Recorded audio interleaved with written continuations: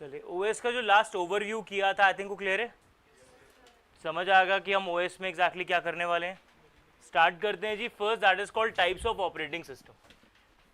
पहले इस टॉपिक को पढ़ते हैं कि हम आपके पास ऑपरेटिंग सिस्टम देखा जाए तो किस किस टाइप के होते हैं, उनका पर्पस क्या। सो पहला लिखिए that is known as batch operating system.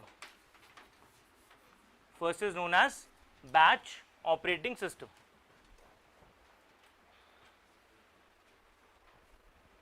अब देखो ये हमारा पहला टाइप का ऑपरेटिंग सिस्टम था जो आपके डिफरेंट टास्क को इकट्ठा करता था और फिर वन बाय वन एग्जीक्यूट करता था। एक सिंपल सा एग्जांपल लेकर चलें तो हमने क्या कहा था कि विदाउट ऑपरेटिंग सिस्टम भी आपका काम एग्जीक्यूट किया जाता था। कैसे? डिफरेंट प्रोग्रामर थे, पंच कार्ड लाएंगे कंप्यूटर ऑपरेटर के पास और ऑपरेटर उनको एग्जीक्यूट करेगा। अब मान के चलिए क्योंकि मैं बैच ओएस की बात कर रहा हूं, इसका मतलब मैं जो प्रोग्रामिंग कर रहा हूं बाइनरी में तो नहीं कर रहा। अब मैं चाहे असेंबली लैंग्वेज को यूज करूं चाहे कोई और लैंग्वेज यूज करूं, उसको यहां पे इस्तेमाल कर रहा हूं। तो एग्जांपल लेते हैं कि मेरे पास लैंग्वेज 1 है, लैंग्वेज 2 है और लैंग्वेज 3 है। अब डिफरेंट डिफरेंट टास्क आप एग्जीक्यूट कर रहे हो, डिफरेंट डिफरेंट कंपाइलर्स चाहिए हमें, डिफरेंट इसके इंटरप्रेटर चाहिए जो इनको रन कर सकें। यस और नो? अगर ये चाहिए तो मानिए पहले L1 टास्क आया, समझना एक बारी सीक्वेंस समझना। पहले L1 टास्क आया, फिर आपका L2 आया, फिर किसी ने फिर L1 दे दिया, किसी ने फिर एग्जैक्टली L2 दे दिया, फिर किसी ने L3 दे दिया, देन फिर किसी ने L1 दे दिया। टास्क का सीक्वेंस समझ आ गया? अगर मैं इन सारे टास्क को एग्जीक्यूट करना चाहता हूं इन माय ऑपरेटिंग सिस्टम तो कैसे करूंगा? और यहां तक ध्यान रखना, मेरा सिस्टम सिंगल टास्किंग है। मेरा operating system single tasking operating system है, मल्टीटास्किंग नहीं है। आगे समझ? कैसे एग्जीक्यूट करें?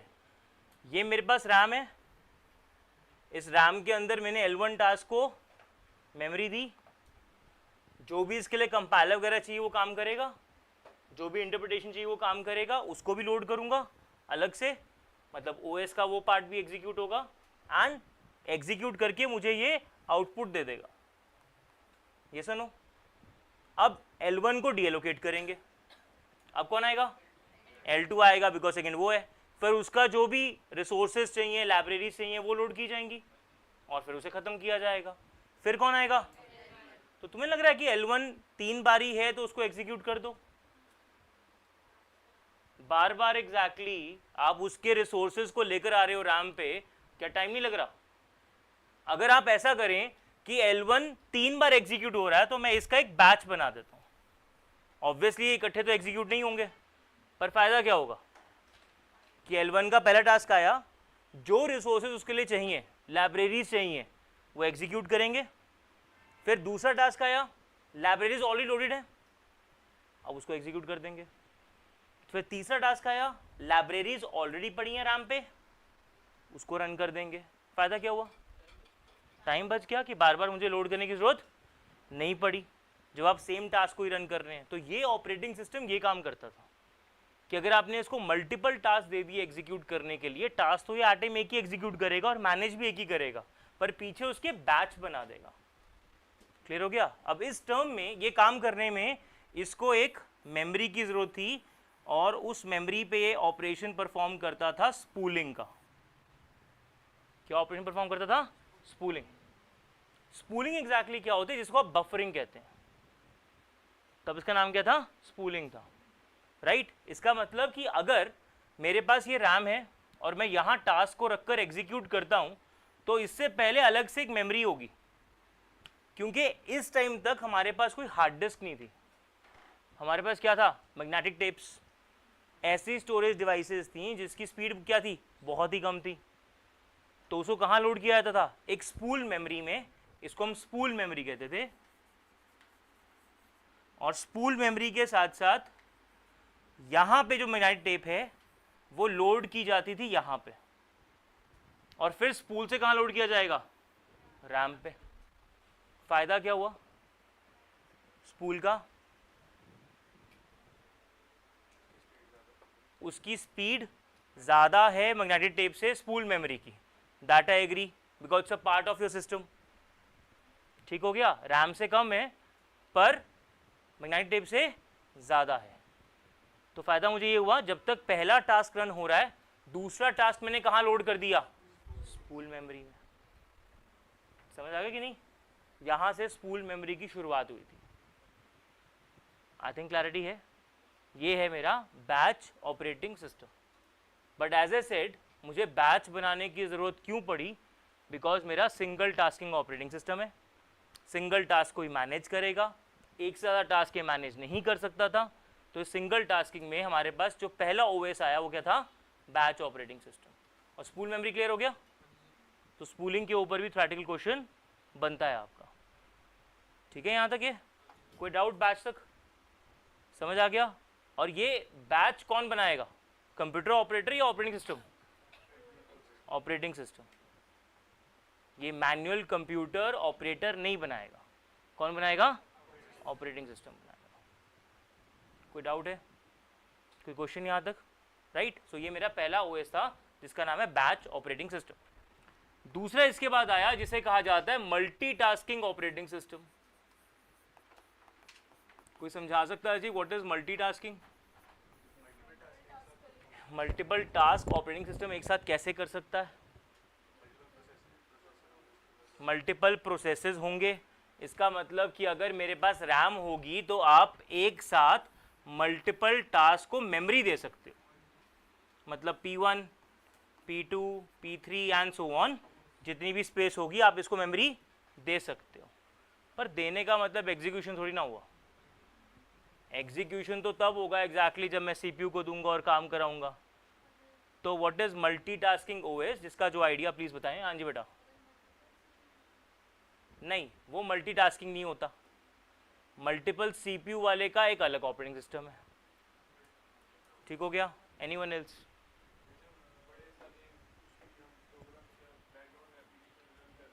कैसे कर लेते हो बैकग्राउंड पे? हम कैसे रन कर लेते हैं?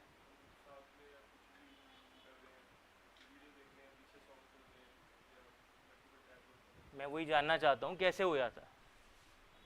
ये तो आपने एक लेमैन की तरह बता दिया कि जो आपको दिखता है एज ए यूज़र। अब मैं थोड़ा टेक्निकल आ गया बेटा पीछे इसके कि ये होता कैसे।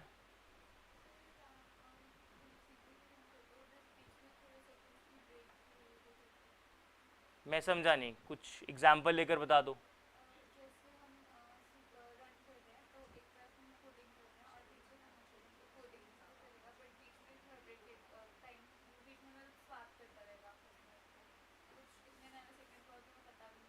कंटेक्स्ट स्विचिंग से मल्टीटास्किंग ज़रूर हो रही है, दैट इज़ वन पार्ट की जहां आप कर सकते हैं। बट आपको लगता है एग्जैक्टली कि हम अभी उसकी बात कर रहे हैं, because those are known as what, time sharing operating systems, जो ऐसा काम करते हैं। That's also a part of multitasking. वो सारी कैटेगरीज कह सकते हो जो इसके अंडर आती हैं। पर मल्टीटास्किंग को अचीव कैसे करते हैं? वन वे जो पहला तरीका बनाया गया था वो तुम पढ़ चुके हो इंस्ट्रक्शन साइकिल में। पढ़ा इंस्ट्रक्शन साइकिल क्या करता? What is the first step of instruction cycle? पहले फेच करेगा। फेच तो मानो कि तुमने पहला एक चलाया सिस्टम, प्रोसेस चलाया और एक इंस्ट्रक्शन फेच हो गई। अब डिकोड कर लिया, देन बिट्स अकॉर्डिंग क्या देखता है? ऑप कोड वगैरह देखेगा, इंस्ट्रक्शन का टाइप देखेगा, देन एग्जीक्यूट करेगा। इसमें मल्टीटास्किंग कहाँ हुई? इसमें तो एक इंस्ट्रक्शन का तुम लाइफ साइकिल बता रहे हो, इसमें मल्टीटास्किंग कहाँ हुई?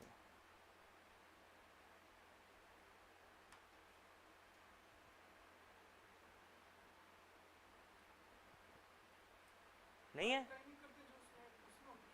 पाइपलाइनिंग का क्या कैसे करते हो? राइट। जब आप पहला इंस्ट्रक्शन फेच करते हो, देखो फर्स्ट इज फेच, आपने पहली इंस्ट्रक्शन फेच की, अब आप दूसरी इंस्ट्रक्शन तीसरा कुछ नहीं कर रहे। What is second step? Decode करना। जब आपका दूसरा जो आपकी ये पहली इंस्ट्रक्शन वो डिकोड होगी तो दूसरी इंस्ट्रक्शन फेच हो जाएगी, क्योंकि ये कुछ नहीं कर रहा। Next is what? Execute. Fetch, decode, इसके बाद सीधा एग्जीक्यूट। 3 फेज है 4 फेज है? तीसरा फेज क्या? इससे पहले कोई फेज है?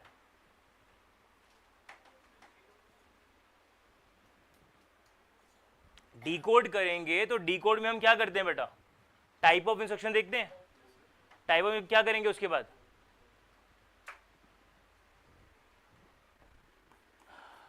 याद करो जी, बाकी मैं फेज 3 और 4 लिख रहा हूँ, इसके बाद ही होता है 3 और 4।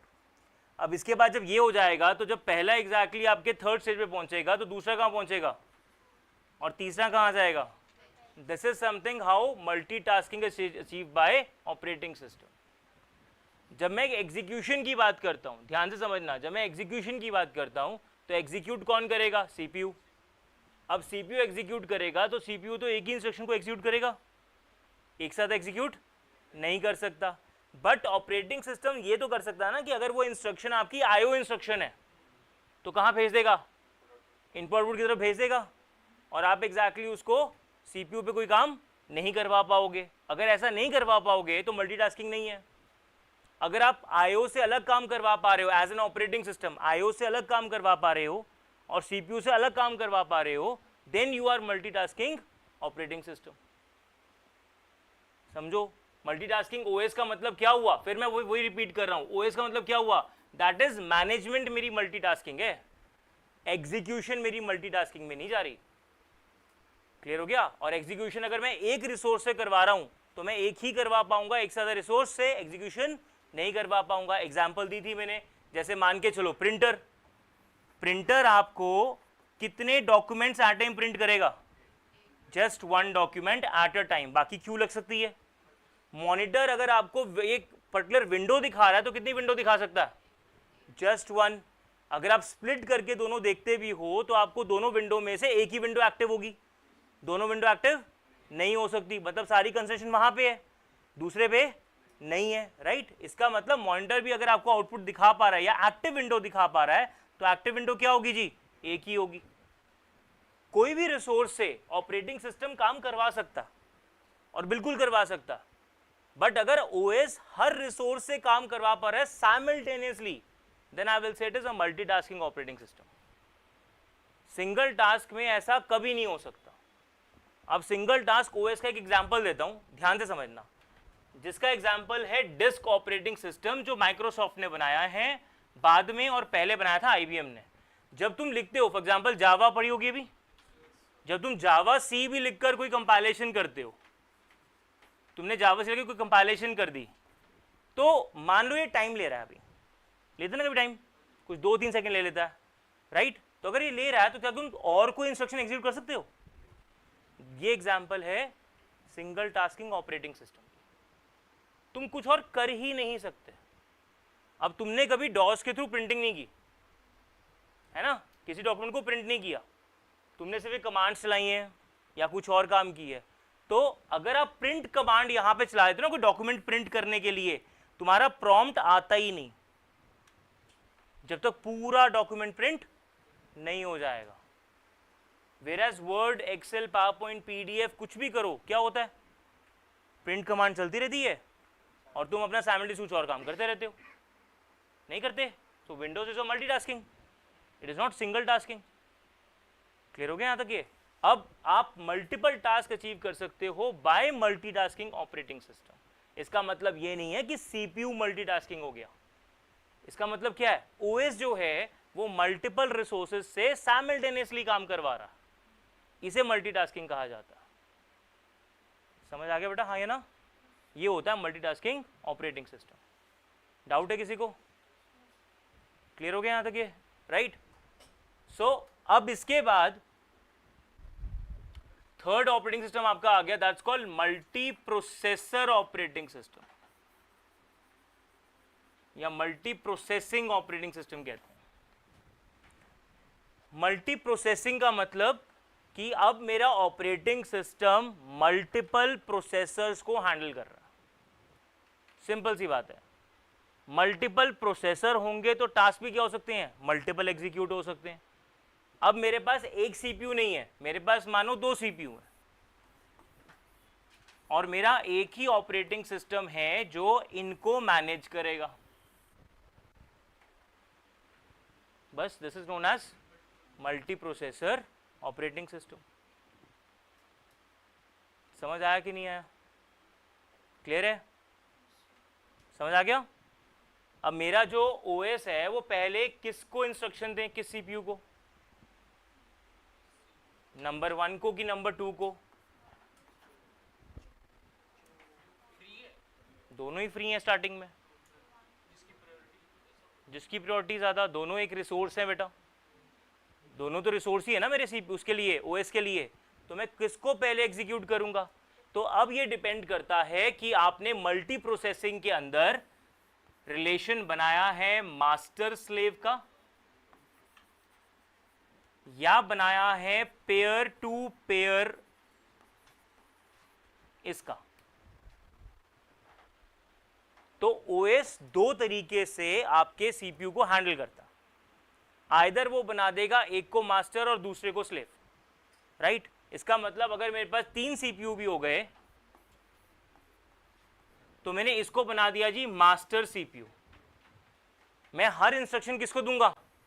मास्टर को दूंगा। और ये यहां पे डिसीजन होगा कि ये इसको देना चाहता है या इसको देना चाहता है। बिल्कुल काम करता है, बट वो पहले स्लेव से काम करवाता है। और अगर स्लेव एग्जैक्टली आपके काम कर रहे हैं ऑलरेडी, फिर मास्टर भी आपके लिए काम करेगा। डन हो गया? पर वो मैनेज कर रहा है, उससे मैनेज करवाता है बाकी सीपीयू के बारे में। This is known as master slave relation. ठीक हो गया यहां तक ये? और दूसरा आ गया pair to pair. Pair to pair क्या होता है कि सारे सीपीयूज की मेरे लिए इक्वल प्रायोरिटी है। तो if I am having 3 CPUs तो ये ऐसे भी आ सकता है। मतलब मैं किसी को भी दे सकता हूं और उसके बाद मुझे लग सकता है कि हाँ वो वाला सीपीयू अभी दूसरा काम कर सकता है, तो मैं उससे कंटेक्ट स्विच करा के दूसरे सीपीयू को भी दे सकता हूं। ठीक हो गया यहां तक? पर ये मैनेजमेंट कौन करेगा? That is by operating system. तो मल्टीपल प्रोसेसर हैंडल करेगा। तो दो टाइप हो गई, one is what? Master slave, second is pair to pair. ठीक हो गया? That is a multi processing operating system. कोई डाउट यहां तक? समझ आ गया? राइट। नेक्स्ट अगला आपके पास है जी, that is known as real time operating system. लिख लो।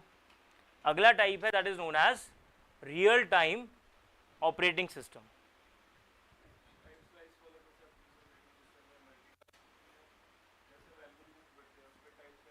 आएंगे उस पर भी, इस बैच के बाद वही करते हैं।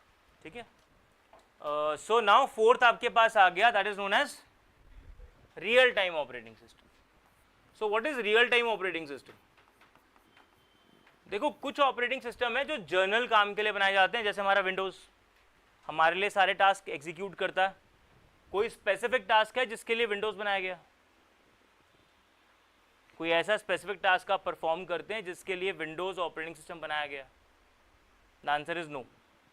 वो सारे आपके प्रोसेस को कॉमनली जो आप मैथमेटिकल या जो भी कैलकुलेशन करना चाहते हैं, जो सॉफ्टवेयर एग्जीक्यूट करना चाहते हैं, उनके लिए बनाया गया।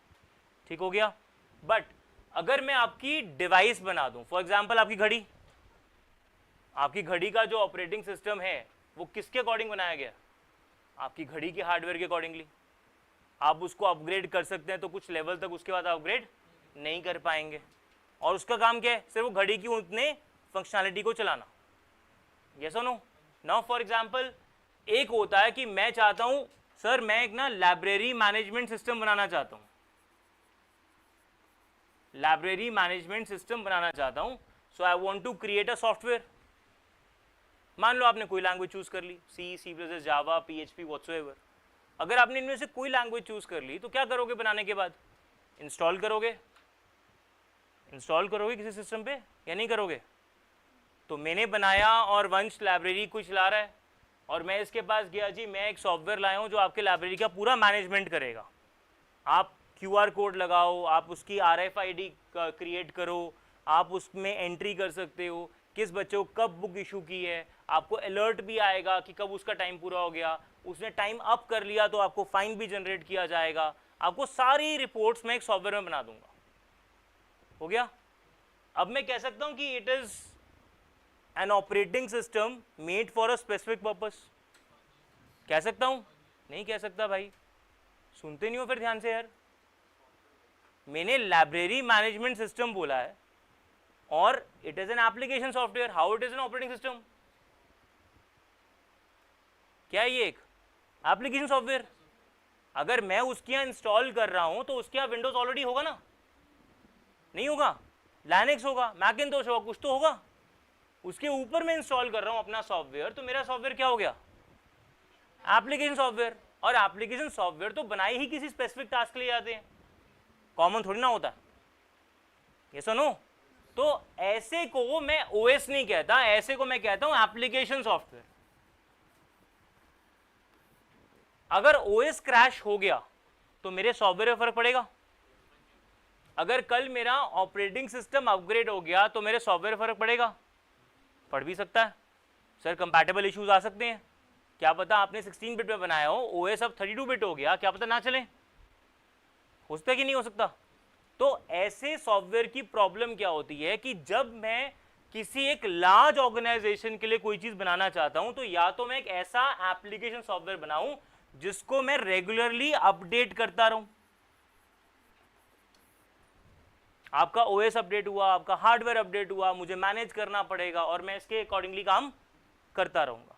अब मैं आपसे एप्लीकेशन सॉफ्टवेयर की बात ही नहीं कर रहा, मैं किसकी बात कर रहा हूं? ऐसा ही कुछ काम, बट आपका ओएस ऐसा बनाया जाए जो सिर्फ वो स्पेसिफिक काम करेगा। इसका एडवांटेज क्या होगा मुझे? अगर मैं ओएस ही बना दूं रिगार्डिंग टू लाइब्रेरी मैनेजमेंट, मतलब जब तुम ऑन करो तो सब कुछ वही ऑप्शंस दिखें जिससे लाइब्रेरी मैनेज की जा सकती है। कोई विंडोज नहीं, कुछ और नहीं कर सकते, सिर्फ वही काम करोगे जो एग्जैक्टली एक लाइब्रेरी मैनेजमेंट के लिए चाहिए होगा। क्या एडवांटेज है?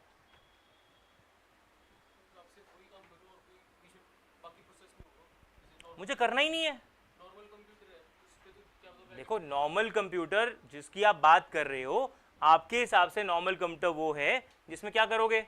मल्टीपल जर्नल काम करोगे। अब मान के चलो कि आप एक ऑफिस में काम कर रहे हैं बेटा, या आप कॉलेज की एक लाइब्रेरी में काम कर रहे हैं, आपको अपने सिस्टम पे क्या वर्ड प्रेजेंटेशन बनानी है? क्या करना है? क्या करना है? जो लाइब्रेरी का काम है वही करना है ना। तो दे तो रहा हूं एक ऑपरेटिंग सिस्टम जिसमें सारी ऑप्शंस वही होंगी जो एक लाइब्रेरी को मैनेज करने के लिए की होती हैं।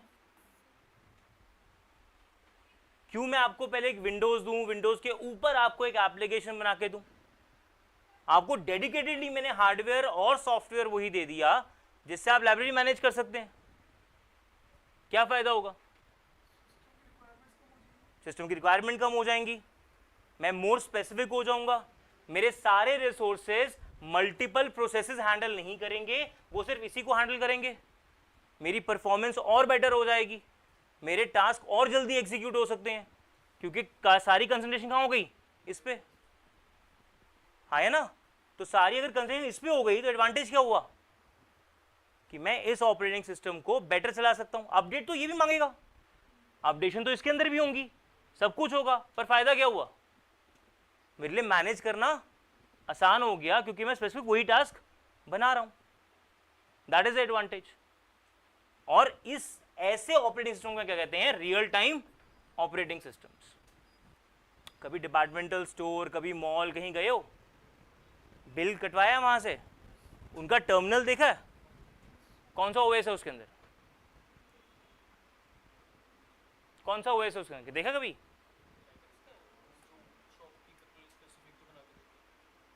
ओएस कौन सा? मैंने एप्लीकेशन सॉफ्टवेयर नहीं पूछा, मैंने ओएस पूछा। कई ऐसे मॉल्स के अंदर जो एग्जैक्टली कंपनी आपके परफॉर्म कर रही है उसमें हार्डवेयर बंडल्ड सॉफ्टवेयर दिया जाता है, आप कुछ और रन ही नहीं कर सकते। ये आपको स्क्रीन के साथ, प्रिंटर की मशीन के साथ, आपको स्कैनर के साथ पूरा बंडल बना के दे रहा हूं मैं, और जो सॉफ्टवेयर उसके अंदर डाला गया है वो सॉफ्टवेयर सिर्फ वो सारी मशीन्स को चलाने के लिए ही है, आप उसमें उसके अलावा कोई काम कर ही नहीं सकते। और तुम्हें लगता है होना भी चाहिए कोई और काम? क्यों? जब फ्री हो तो गेम खेल लें उस पर, कोई कस्टमर नहीं तो हम गेम खेल लेते हैं, होना चाहिए? ऑब्वियसली नॉट, उसके लिए मैं बना ही नहीं रहा। अगर आप अपना कोई ऐसी बेटे डिपार्टमेंटल स्टोर ओपन करते हैं या कोई भी मॉल में ऐसी अपनी शॉप ओपन करते हैं, आप सिस्टम क्या चाहेंगे, फास्ट या स्लो? तो फास्ट एग्जैक्टली तब आपको समझ आती है जब आप लाइन में लगे होते हैं आधे घंटे तक और एक कस्टमर का बिल प्रॉपर नहीं हो रहा, वो कस्टमर कह रहा है कि जी आप 5 रुपए की और चीज ले लो, आपको 10% डिस्काउंट दे देंगे। होता कि नहीं होता? आप इतनी अमाउंट पूरी कर दो, वो कहता अच्छा 10 रुपये से मिल जाएगा मुझे, इतना डिस्काउंट मिलेगा, चलो मैं ढूंढ ढूंढ के आया। अब सारी बिलिंग हो चुकी है उसकी, पर उसने प्रिंट आउट तो नहीं निकाला, ऐड कर सकता है वो, तो क्या करेगा, उसकी बिल को साइड में कर देगा, फिर आपका बिल जनरेट करना शुरू करेगा नया। तो ये क्यों कर पा रहा है? या तो उसका ये बहुत अच्छा है, या उसने ओएस ही ऐसा बना दिया जो रियल टाइम प्रॉब्लम को मेरी सॉल्व कर रहा है, वो कुछ और कर ही नहीं पाएगा। समझ आ रही है बात की नहीं आ रही? एक सिंपल सा एग्जांपल और लेते हैं। मानते हैं एग्जैक्टली जो आपका एटीसी होता है, पता क्या होता है? एयर ट्रैफिक कंट्रोल जो होता है, टावर होते हैं ना जो मेंटेन करते हैं कि अब ये फ्लाइट आ रही है, ये फ्लाइट आ रही है, ये यहाँ लैंड करेगी, यहाँ लैंड करेगी, तो उनका आप देखते हो ना मूवीज में सिस्टम लगा हुआ है पूरा, तो वो क्या है, कौन सा ओएस होगा उसके अंदर? That's a real time. उनका हर हार्डवेयर एक उसके अकॉर्डिंगली क्या बनाया गया है, ऑपरेटिंग सिस्टम बनाया गया है जो एयर ट्रैफिक को कंट्रोल कर सके। They don't have those journal operating system जो आप इस्तेमाल करते हैं, उनके हार्डवेयर के अकॉर्डिंगली बनाया गया। That is known as what, real time operating systems. ये मतलब है आपके रियल टाइम ऑपरेटिंग सिस्टम्स। आ रही बात समझ की नहीं आ रही? क्लियर हुआ कि नहीं हुआ? कभी डीजे का मिक्सर देखा? डीजे जो अपना मिक्सर यूज करता है वॉल्यूम अप डाउन के लिए, कुछ करता है, उसके अंदर भी तो सॉफ्टवेयर ही होगा जो काम कर रहा है, यस और नो? कौन सा? That's real time, that's not according to the Windows और एनीथिंग एल्स। मेरी बात समझ आ रही कि नहीं आ रही? ये रियल टाइम ऑपरेटिंग सिस्टम है। अब इसके अंदर दो टाइप्स आपकी आ जाती हैं, one is called hard real time and one is called soft real time.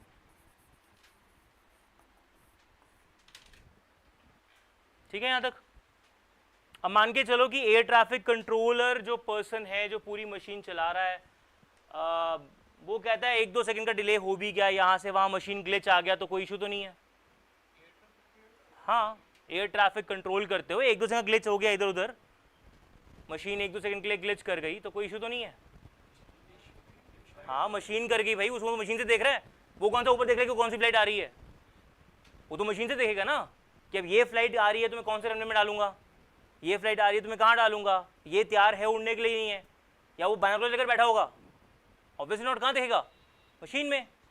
तो मशीन अगर ग्लिच कर जाए, थोड़ा सा लैग कर जाए, चलेगा?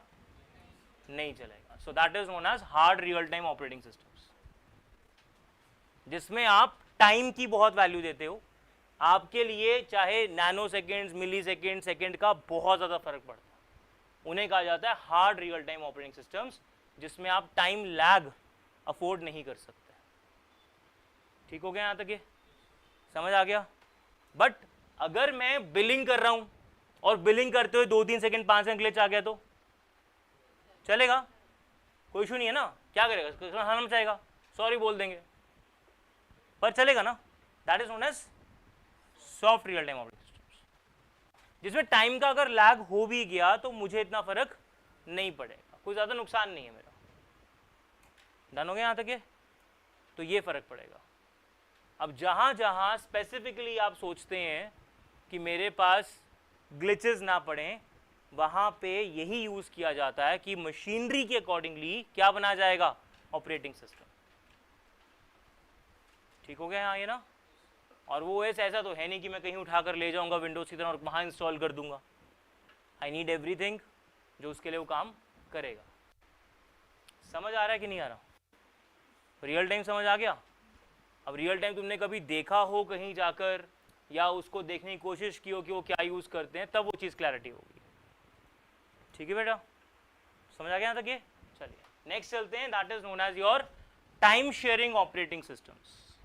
अगली टाइप है जिसका नाम है टाइम शेयरिंग ऑपरेटिंग सिस्टम।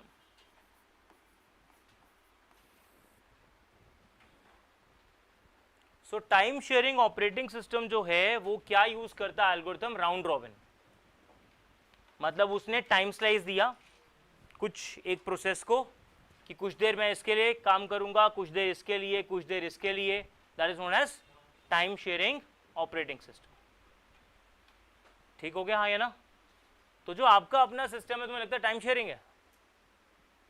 जो ओएस आप यूज करते हैं विंडोज, क्या वो टाइम शेयरिंग है? नहीं। कैसा है वो? प्रायोरिटी दे सकता है टास्क को, वरना बाय डिफॉल्ट तो सारी नॉर्मल प्रायोरिटी वाले ही मिलेंगे, हाँ है ना? तो वो प्रायोरिटी भी यूज करता है, कई जगह पे प्रायोरिटी यूज करेगा। जैसे अगर मैं आपसे वर्ड की बात करूं, वर्ड में आप डॉक्यूमेंट को प्रायोरिटी दे सकते हैं कि इस डॉक्यूमेंट की ज्यादा प्रायोरिटी है, इस डॉक्यूमेंट की कम प्रायोरिटी है? सोचो, हाँ या ना? नहीं दे सकते, राइट? कोई वीडियो रेंडरिंग करता है या ऑडियो रेंडरिंग करता है? मतलब वीडियो एडिटिंग या ऑडियो एडिटिंग कोई करता है आप में से? करता है कोई? कौन करता? थे। उसमें एक ऑप्शन आती है, दैट इज कि आप इस प्रोसेस को बैक पे भेज सकते हो, बैकग्राउंड पे ये काम करेगा।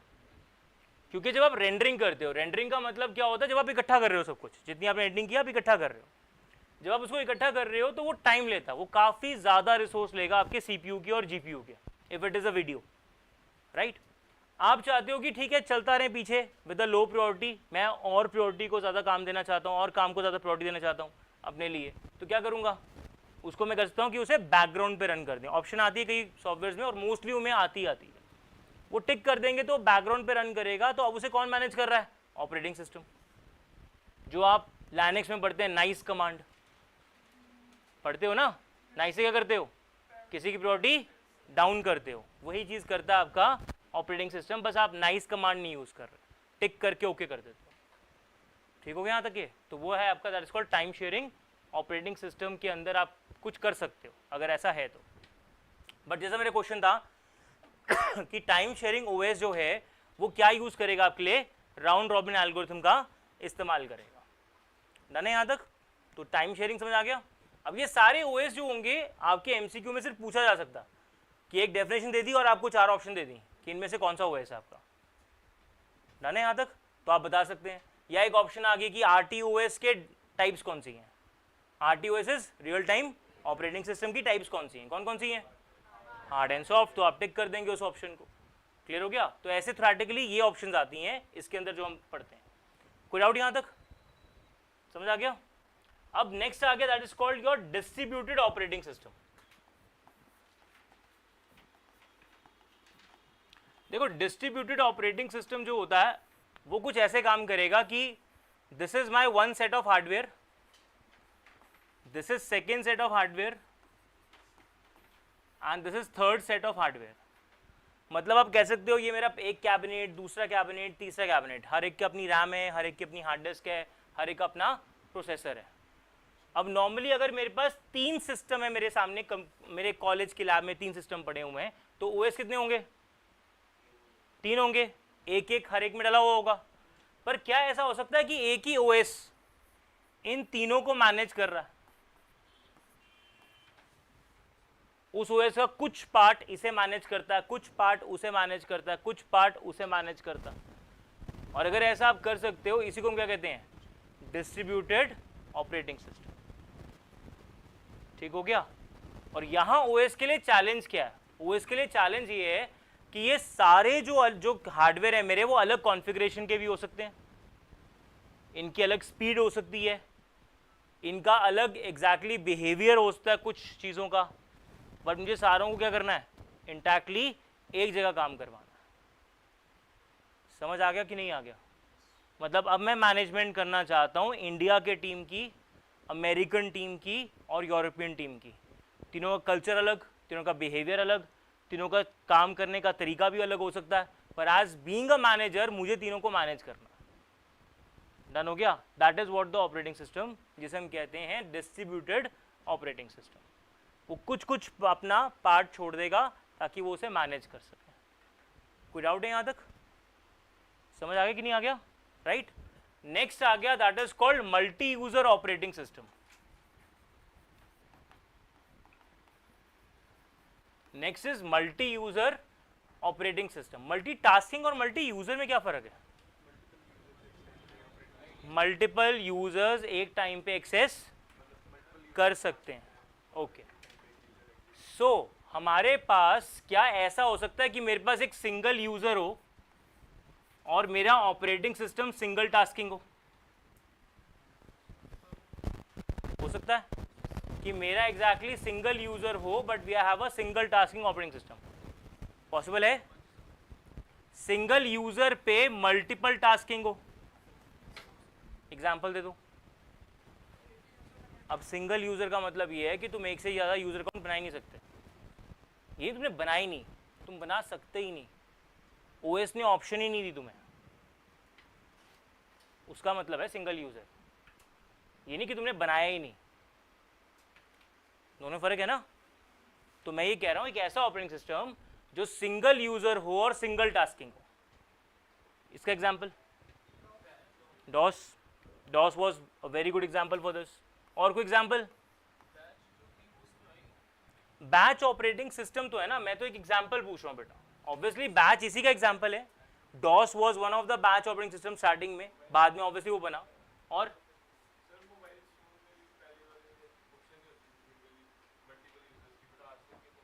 तो पहले का कौन सा फोन, कितने साल और कौन सी कंपनी का एग्जांपल लेना चाहते हो? उसमें क्या था?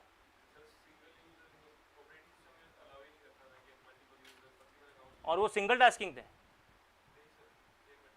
नहीं, सिंगल यूजर सिंगल टास्किंग की बात कर, बोलो। पुराने, वही तो कह रहा हूँ, उसने तो पुराने नाम लिए थे। और वीवो सैमसंग मेरे ख्याल से इतने पुराने तो नहीं है। नोकिया वाले फोन। और क्या था उसमें, कौन सा ओएस था? कौन सा ओएस था?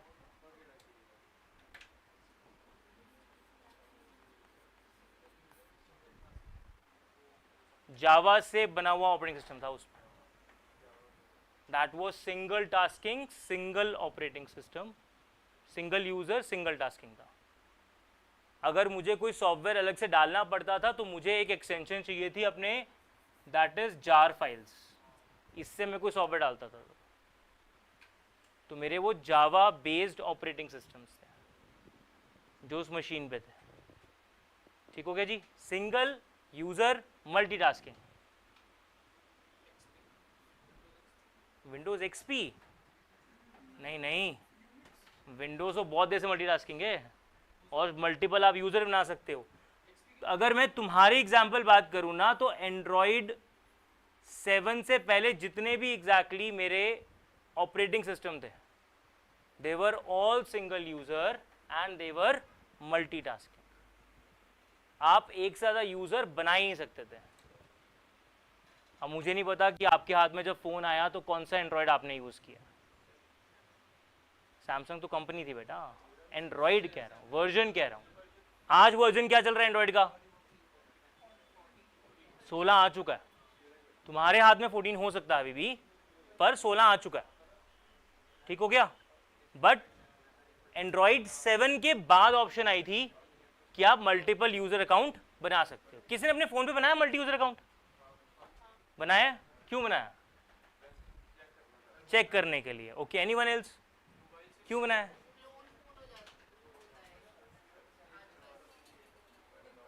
मैं क्लोन क्यों बनाऊंगा? घर वालों को देने के लिए, किसी को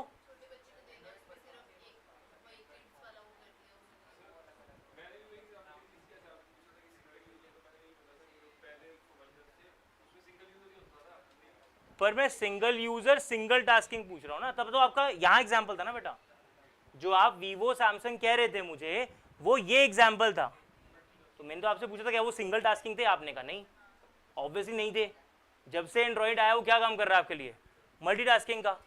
तो वो तो चल ही रहा बेटा इसके ऊपर। क्लियर है यहां तक कि नहीं?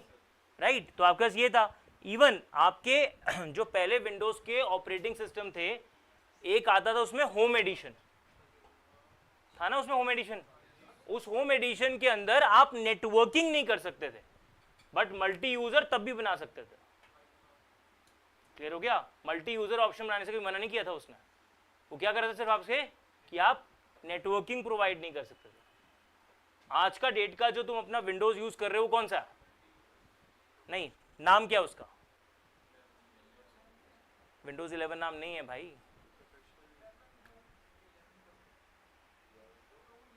अब बोलकर उसकी तरफ देख रहा है जैसे उसने इंस्टॉल किया था उसने इंस्टॉल।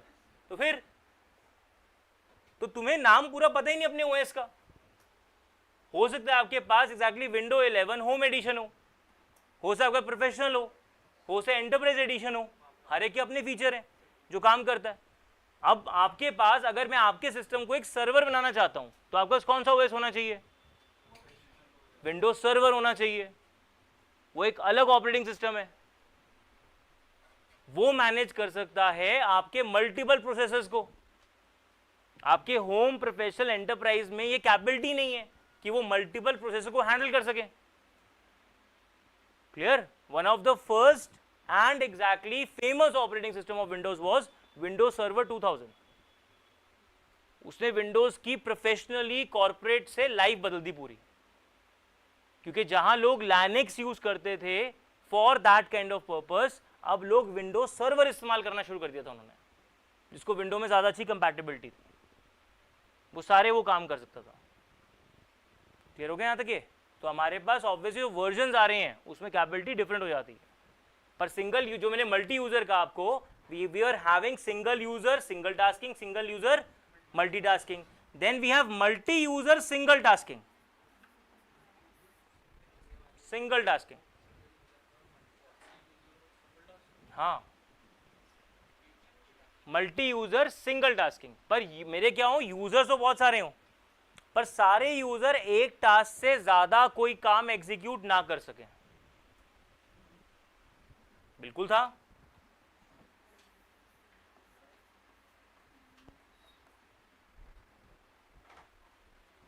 यूनिक्स में कैपेबिलिटी क्या थी? मल्टीपल यूजर्स की, कि मेरा ये एक सिस्टम पड़ा हुआ है और आप सारों को अपना यूजर अकाउंट बना के दे दिया मैंने, पर आप एक टास्क से ज्यादा एग्जीक्यूट नहीं कर सकते।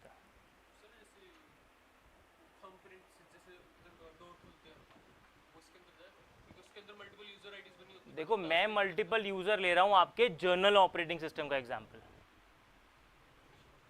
मैं मल्टीपल यूजर ये नहीं ले रहा कि वो मल्टीपल यूजर का डेटाबेस स्टोर कर पा रहा। जो आप ये बात कर रहे हो बेटा वो क्या है कि थंब इंप्रेशन दिया, वो तो मल्टी यूजर डेटाबेस है। मल्टी यूजर का मतलब क्या हुआ? मैंने आपको ये सिस्टम पकड़ा दिया, तो क्या आप 4 लोग इसको इस्तेमाल कर सकते हो? आप 4 लोग साइमल्टेनियसली इस्तेमाल कर सकते हो सिस्टम को? नहीं कर सकते ना, क्योंकि हार्डवेयर एक ही है। अब मेरे पास कर्नल यहाँ पे है जो ओएस का मेन पार्ट होता है, और आप पढ़ते हो लाइनक्स में शेल होते हैं। मैंने हर एक सिस्टम को शेल दे दिया। एक शेल देने का मतलब क्या है? हर एक का अपना यूजर अकाउंट और पासवर्ड है, दे दिया आपको मैंने। अब क्या करोगे? लॉगिन कर सकते हो, और लॉगिन करने के बाद नेक्स्ट स्टेप क्या होगा? काम करोगे। बट अब हो सकता है कि जो मेरा यूनिक्स था वो क्या था? मल्टीपल यूजर थे, बट आप सिंगल टास्क ही एग्जीक्यूट कर सकते हो। एक टर्म होती है ट्रू मल्टी यूजर सिस्टम, कभी सुना है इसके बारे में? एक मल्टी यूजर होता है, एक ट्रू मल्टी यूजर होता है। Windows is not true multi user system, पर Unix and Linux is a true multi user system. Right? एक एग्जांपल देता हूं तब थोड़ा इसको समझ सकते हो आप। एक कंसेप्ट होता है thin client. Thin client systems होते हैं, और एक होता है थिक क्लाइंट। ये कंसेप्ट क्या है? अपनी लैब्स को तुम एक्सेस करते हो कॉलेज की, तो मान लो कि तुम्हें ये पीसी अलॉट कर दिया, वंश को मैंने ये पीसी अलॉट कर दिया। अब वंश इस पे आएगा, अपना काम करेगा, सारी फाइल्स कहाँ सेव होंगी? अब अगर वंश इस सिस्टम पे सेव कर रहा है तो आपको भी एक सिस्टम अलॉट किया होगा लैब में। आप जब सेव करें तो कहाँ हो रहा है? आपके सिस्टम और वंश के सिस्टम को कोई रिलेशन आपस में? कोई डाटा शेयरिंग कुछ नहीं कर रहे आप। कोई ओएस शेयरिंग, इसका ओएस अलग उसका ओएस अलग, इसने अपडेट कर लिया अपना ओएस, तुमने अपडेट नहीं किया, ये भी पॉसिबिलिटी है। तो इसे कहते हैं थिक क्लाइंट कंसेप्ट, कि हर मशीन पे अपना ऑपरेटिंग सिस्टम है, हर ऑपरेटिंग सिस्टम अपना हार्डवेयर मैनेज कर रहा है, उसको दूसरे को रिलेशन नहीं है। क्लियर हो गया यहाँ तक ये? अब एक सिस्टम आया कि आपने लगा दिया जी एक सर्वर, इस सर्वर के पास अपनी हार्ड डिस्क भी है, इस सर्वर के पास अपनी रैम भी है, इस सर्वर के पास बहुत अच्छा सीपीयू में मुझे देना पड़ेगा। अब क्यों देना पड़ेगा समझो, क्योंकि इससे मैंने कनेक्ट किया है एक क्लाइंट को, इस क्लाइंट के पास मॉनिटर है, इस क्लाइंट के पास अपना एग्जैक्टली कोई सीपीयू नहीं है, अगर सीपीयू है तो थोड़ी बहुत छोटी कैपेबिलिटी का सीपीयू है, रैम दी गई है तो रैम भी आपको बहुत थोड़ी दी गई है, हार्ड डिस्क इसके अंदर है ही नहीं, कीबोर्ड माउस आपको दे दिया मैंने।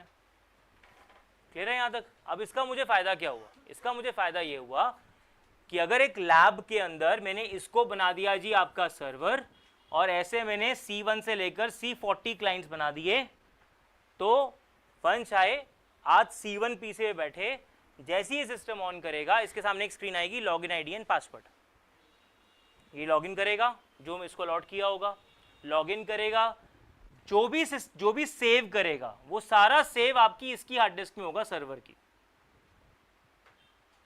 इसका एक यूजर अकाउंट का फोल्डर बना होगा और उस फोल्डर के अंदर ही सब कुछ सेव हो रहा होगा, यहाँ पे सब कुछ, तो वंश यूजर नेम है, यहीं पे सब कुछ सेव होगा, इससे बाहर जाएगा ही नहीं। तो मुझे बताओ हार्ड डिस्क अच्छी खासी होनी चाहिए ना, अगर हर यूजर की डाटा यहीं पे सेव हो रहा है तो, और हर यूजर अगर यहाँ पे मतलब इसने कोई कमांड एग्जीक्यूट की है तो सीपीयू बस वो कमांड कहाँ भेज रहा है? सर्वर को, और सर्वर का जो सीपीयू है वो इसे एग्जीक्यूट करेगा, तो इसका सीपीयू एग्जैक्टली हैवी ड्यूटी होना चाहिए ताकि वो काम कर सके। अब ये होता है थिन क्लाइंट कंसेप्ट, जिसके इसके पास अपना दिमाग नहीं है, ये सारे प्रोसेस यहीं पे सेव करेगा, सारे प्रोसेस को यहीं पे एग्जीक्यूट करेगा, यहीं से इसको आउटपुट आएगी। हो सकता है कि इसको ये कह रहा है कि मैं एक सॉफ्टवेयर को अनइंस्टॉल करना चाहता हूँ, पर इसके पास राइट्स ही नहीं है, ये तो एक नॉर्मल यूज़र है, ये किसी बने बनाए या किसी एग्जैक्टली एग्जिस्टिंग सॉफ्टवेयर पे काम कर सकता है, ना इंस्टॉल कर सकता है ना अनइंस्टॉल कर सकता है। बहुत सारी company thin client concept follow करती हैं, उसका फायदा क्या हुआ? आज ये C1 पे बैठा है, कल C40 पे बैठ गया, कोई फर्क? वहां तो यूजर अकाउंट डालेगा और कहाँ एक्सेस हो जाएगा? इधर हो जाएगा। क्लियर हो गया? बट यहां पे अब ऐसा सिस्टम तुम्हारी हार्डवेयर कॉस्ट कितनी डिक्रीज कर देगा? काफी कर देगा। 100 सिस्टम लगा रहा हूं मैं, 100 सिस्टम और 100 थिक क्लाइंट सिस्टम लगा रहा हूं, अगर एक सिस्टम भी आपका 1 लाख का हुआ तो 100 की कॉस्ट तुम निकाल सकते हो। तुम्हें लगता है इतना बड़ा सर्वर होगा या थिन क्लाइंट्स के जो इतने सिस्टम्स होंगे इनकी 1-1 लाख कॉस्ट होगी? क्या दिया मैंने? मॉनिटर, कीबोर्ड, माउस, एक कम प्रोसेसर और एक रैम और मदरबोर्ड दिया हुआ है बस। इस पे हार्ड डिस्क है ही नहीं, कॉस्ट डिक्रीज हो गई। इस पे और कुछ हैवी ड्यूटी प्रोसेसर है ही नहीं, वो कॉस्ट डिक्रीज हो गई। तो फायदा क्या हुआ? कॉस्ट इफेक्टिव हो गया और मुझे सिर्फ इसको मेंटेन करना है। अब मैं अगर तुम्हें बना दूं कि भाई तुम लैब अटेंडेंट हो, 40 पीसी तुमने चेक करने, खराब हो गया ठीक हो गए, तो वो चेक करने ज़्यादा डिफिकल्ट है या सर्वर को करना ज़्यादा डिफिकल्ट है? डिफिकल्ट है सर्वर को चेक करना, वो इजी है, मैं डिफिकल्ट पूछ रहा हूँ। 40 के 100 भी हो सकते हैं, कल लैब इंक्रीज भी हो सकती है, पर सर्वर में क्या होगा? सर्वर में मैं एक और सर्वर लगा दूंगा बस, तो बैठे हुए वो 2 पीसी ज़्यादा ईजी है मेंटेन करने रह देन वो 40 या 100 कुछ भी। ये सुनो, कॉस्ट डिक्रीज हो गई, तुम्हारे काम का फायदा हो गया, राइट? प्लस मुझे लगता है कि तुम वायरस डालते हो सिस्टम में अपने, डाल सकते हो ना? मैं ये नहीं कह रहा जान पूछ के, पर डाल सकता है कि नहीं? पेन ड्राइव लाए हो कुछ कॉपी करने के लिए, बाई चांस हमारी पेन ड्राइव में वायरस था, वो सिस्टम पे आ जाएगा, उस सिस्टम पे आएगा तो पूरे नेटवर्क पे आएगा। ऐसा फेस किया भी होगा कभी आपने कि ऐसा शायद कभी हुआ हो। अब वो चीज़ मैं थिन क्लाइंट में रिमूव कर सकता हूँ, मैं तुम्हें राइट्स ही नहीं दूंगा। किस चीज़ के? पेन ड्राइव डालने के राइट्स दे भी दिए, जब तुम सेव करोगे, तुम्हारा सेव जब होगा तो मैं यहीं पे एंटीवायरस डाल दूंगा, रहता मुझे 40 सिस्टम पे एंटीवायरस डालने पड़ेंगे। कितना इजी होगा मेंटेन करना, है ना? तो ये होता है थिन क्लाइंट कंसेप्ट। और मैं यहां पे क्या मल्टी यूजर कंसेप्ट यूज कर रहा हूं कि नहीं कर रहा? कर रहा हूं थिन क्लाइंट में, हाँ या ना? इसे कहा जाता है ट्रू मल्टी यूजर सिस्टम। अब कितने ओएस मैनेज करेंगे इसको, थिन क्लाइंट को? Just one. और कहाँ है वो? सर्वर पे। कि सर्वर पे क्या पड़ा होगा? आपका कर्नल जो तुम पढ़ते हो लाइनक्स में, और शेल कहाँ होंगे? उतने शेल्स होंगे जितने तुम्हारे डम क्लाइंट्स होंगे, तभी उनको डम क्लाइंट्स कहा जाता है। क्लियर हो गया? नहीं पढ़ी है टर्म लाइनक्स में तो सुन लो, इसको कहा जाता है डम क्लाइंट्स, क्योंकि इनका अपना दिमाग नहीं होता, ये सिर्फ कमांड को एग्जीक्यूट करवाते हैं और वहां पे एग्जैक्टली लेकर आते हैं। शेल स्क्रिप्टिंग पढ़ते हो? कंसेप्ट पढ़ा है शेल स्क्रिप्टिंग? क्या होता है? कमांड रन करना, उसे शेल स्क्रिप्टिंग नहीं कहते हैं। शेल स्क्रिप्टिंग का मतलब ये होता है दिस इज योर कर्नल और दिस इज योर शेल, जो आपके लिए कमांड ले जाता और काम करता। मैसेंजर कह सकते हैं उसको। क्या सारे राइट्स में शेल को दे देता हूं? Answer is no. कुछ ऐसे राइट्स हैं जो कर्नल के पास होते हैं। क्लियर? तो ऐसी कमांड्स जो सिर्फ आपका शेल एग्जीक्यूट कर सकता है, that is known as what? Shell scripting. अब मैंने एक कमांड दे दी, तुमने अपने सिलेबस में देखा भी होगा, एडमिनिस्ट्रेटिव कमांड्स लिखी होती है ना। एडमिनिस्ट्रेटिव कमांड्स का मतलब ये है कि उन्हें कौन एग्जीक्यूट करेगा? कर्नल। कर्नल के पास एक एडमिनिस्ट्रेटर अकाउंट होगा जो कहाँ एग्जीक्यूट करेगा? सारा कर्नल के पास। कर्नल उसको अलाउ करता। मैं किसी भी यूजर को एडमिनिस्ट्रेटर बना दूंगा ना, तो आपका शेल किसे डील करेगा? कर्नल के पास इंफॉर्मेशन लेकर जाएगा, खुद आपके लिए वो सिर्फ उतना ही प्रिविलेज लेगा जितना वो एग्जीक्यूट कर रहा है। तो शेल स्क्रिप्टिंग का ये मतलब होता है कि शेल को कुछ राइट दे दिए कि कुछ तो रीजन तू ही ले सकता, उसे मेरे पास आने की जरूरत नहीं है। That is called shell scripting. समझ आ रहा है कि नहीं आ रहा? तो थिन क्लाइंट कंसेप्ट के अंदर you are using a true multi user operating system. Windows भी है आज की डेट में जो ट्रू मल्टी यूजर है, पर सबसे पहले किसने बनाया था? लाइनक्स एंड यूनिक्स ने। यूनिक्स को बनाने का पर्पस ये था, क्या था? मल्टी यूजर ऑपरेटिंग सिस्टम होना चाहिए and platform independent operating system होना चाहिए, rather hardware independent operating system होना चाहिए। ये टास्क था यूनिक्स को बनाने का। समझ आ रही है मेरी बात की नहीं आ रही? And this is multi user operating system. ये कहानी इसलिए बताइए कि याद रहें, मेरे हिसाब से शायद याद रह जाएगी, राइट? अगला हो गया मल्टी यूजर मल्टीटास्किंग। इसका एग्जाम्पल तो आई थिंक इट्स क्लियर। आज का एंड्रॉयड ले लो, विंडोज़ ले लो जो तुम इस्तेमाल करते हो, Macintosh, Linux, everybody is using multi user and multi tasking part. समझ आया बेटा? हाँ या ना? क्या होती है? एटीएम मशीन होती है। नहीं, अगर आप देखो थोड़ा सा ना टेक्नोलॉजी पे थोड़ा सा एक्टिव रहा करो तो तुम्हें बहुत चीज़ें समझ आएंगी। कुछ साल पहले, मतलब 2-3 साल पहले, एक वायरस आया था जिसने सारे एटीएम मशीन्स पे स्ट्राइक किया था। और वो एटीएम मशीन पे क्यों स्ट्राइक कर पाया? क्योंकि उन मशीन्स में ऑपरेटिंग सिस्टम था विंडोज एक्सपी। हमें इंटरफेस जो दिखता है सामने वो क्या दिखता कि सर हम बैंक का एक लोगो बड़ा सा, वहाँ कुछ ऑप्शन दिख रही होती हैं, बटन के साथ हम क्लिक करते हैं, कार्ड डालते हैं, या कार्डलेस भी अब शुरू हो गया तो वो मैं ऑप्शन क्लिक कर सकता हूँ। आपके पास कहीं सामने बटन है जहाँ होम पे चले जा सकते हो, डेस्कटॉप पे आ सकते हो? नहीं आ सकते। लोग मशीन खोल के, जो टेक्नीशियंस होते हैं इसके, वो लोग मशीन खोलने के बाद अगर उनको सॉफ्टवेयर अपडेट करना होता है तो जो आप सारा इंटरफेस देख रहे हो ना, इट इज एप्लीकेशन सॉफ्टवेयर। वो पूरा का पूरा एप्लीकेशन सॉफ्टवेयर है, वो रियल टाइम ओएस नहीं है। क्योंकि आपको ये दिखता है, आपको कोई ऑप्शन नहीं दिखती तो आपको लगता है सिर्फ वो सिर्फ एटीएम वाला काम कर रही है जैसे आपने कहा, और कुछ काम नहीं कर रही, पर बेसिकली उसमें क्या डाला हुआ था? Windows XP. अब मैं कुछ साल पहले की बात कर रहा हूँ, अभी भी हो सके एटीएम में हो, पता नहीं, बट यहाँ पे वायरस आके आपकी मशीन खराब होनी शुरू हो गई थी, मैल फंक्शनिंग होनी शुरू हो गई थी। कई बैंक्स ने फिर सारे सिस्टम्स अपने चेंज किए। अब नेट पे जाओगे तो इसकी इंफॉर्मेशन पता लग जाएगी तुम्हें। तो कई एग्जैक्टली बैंक्स ने अपना ऑपरेटिंग सिस्टम चेंज किया, बट उसमें ओएस डला हुआ है। ठीक हो गया? आपको इंटरफेस बस ऐसा दिखता है कि आप कुछ और कर नहीं पा रहे। ठीक है जी? इसमें कुछ नहीं है, इसमें तो आप कोई एक यूजर हो, सिंगल यूजर हो, सिंगल टास्किंग काम कर रहे हो, और जो आप यूज कर रहे हो वो तो ओएस भी नहीं है बेटा, एटीएम मशीन की बात कर रहा हूँ ना, विंडो एक्सपी है, तो window XP is what, multi user, multitasking, ये है विंडो एक्सपी। बट मैं तुम्हें ऑप्शन ना दूं, है ना, जैसे मैं आपको एक सॉफ्टवेयर बना के देता हूं, ध्यान से देखना, ये सॉफ्टवेयर दिया, इसमें कोई क्लोज का बटन नहीं है, कोई मिनिमाइज नहीं है, कोई मैक्सिमाइज नहीं है, बस मैंने दे दिया जी कि ये गेम का सॉफ्टवेयर है, ठीक है, आप कुछ नहीं कर पा रहे, इस विंडो को क्लोज नहीं कर सकते, मिनिमाइज नहीं कर सकते, मैक्सिमाइज नहीं कर सकते, बस मैंने आपको यहां पे लिखा दैट इज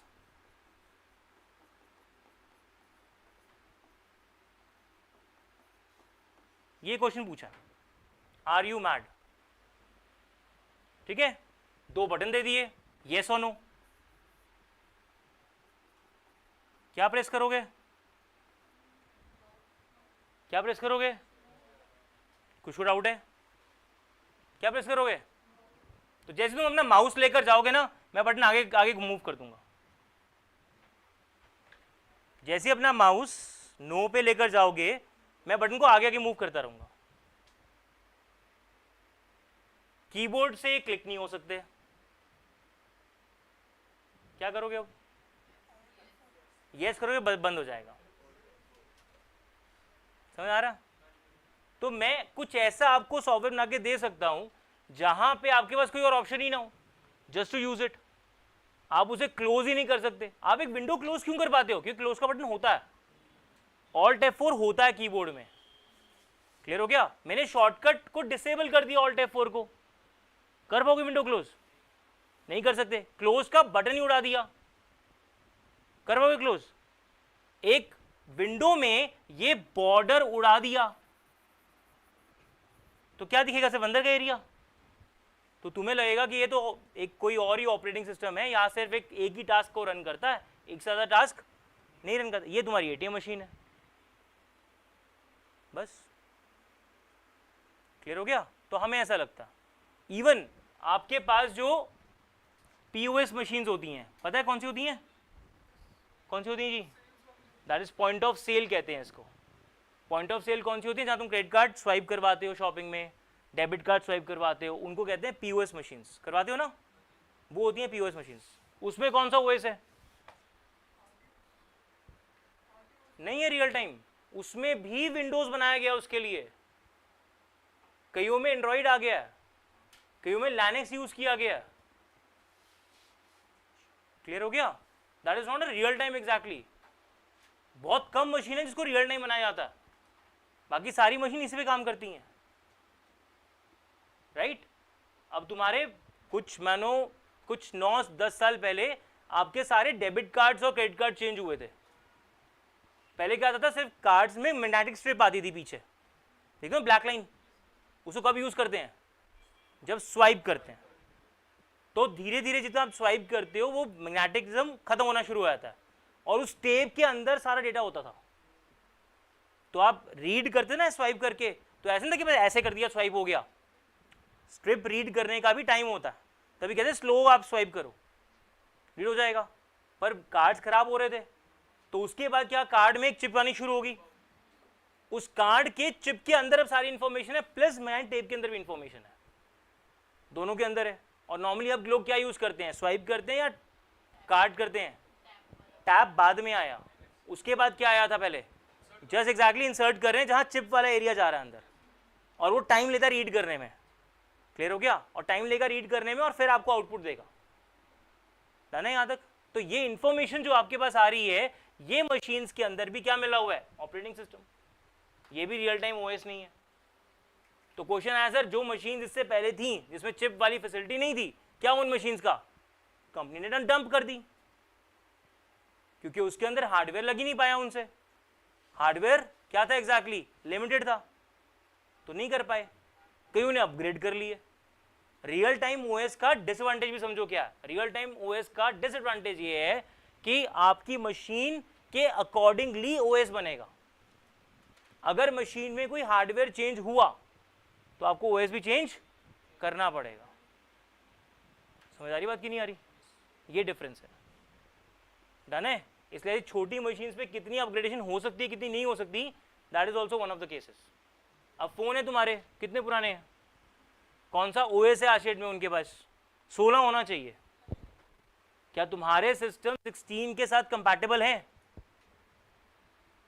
अगर होते तो तुम्हारी मशीन, तुम्हारे एग्जैक्टली जिस भी कंपनी का फोन है वो तुम्हें 16 का दे देता, प्रोवाइड कर देता। क्यों नहीं कर पा रहा? फिक्स्ड है।